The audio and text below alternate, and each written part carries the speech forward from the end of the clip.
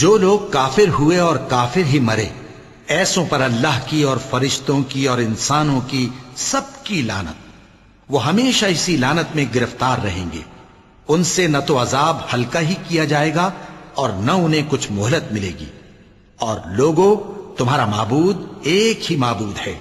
اس بڑے مہربان اور رحم والے کے سوا کوئی عبادت کے لائق نہیں۔ بے شک آسمانوں اور زمین کے پیدا کرنے میں اور رات اور دن کے ایک دوسرے کے پیچھے آنے جانے میں اور کشتیوں اور جہازوں میں جو سمندر میں لوگوں کے فائدے کے لیے رواں ہیں، اور میں جس کو اللہ آسمان سے برساتا اور اس سے زمین کو اس کے مردہ ہو جانے کے بعد زندہ یعنی خشک ہو جانے کے بعد سرسبز کر دیتا ہے، اور زمین پر ہر قسم کے جانور پھیلانے میں اور ہواؤں کے چلانے میں اور بادلوں میں جو آسمان اور زمین کے درمیان گھرے رہتے ہیں، عقل مندوں کے لیے اللہ کی قدرت کی نشانیاں ہیں۔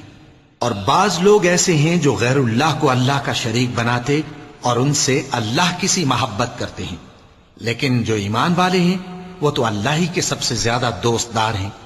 اور اے کاش ظالم لوگ جو بات عذاب کے وقت دیکھیں گے اب دیکھ لیتے کہ سب طرح کی طاقت اللہ ہی کو ہے، اور یہ کہ اللہ سخت عذاب کرنے والا ہے۔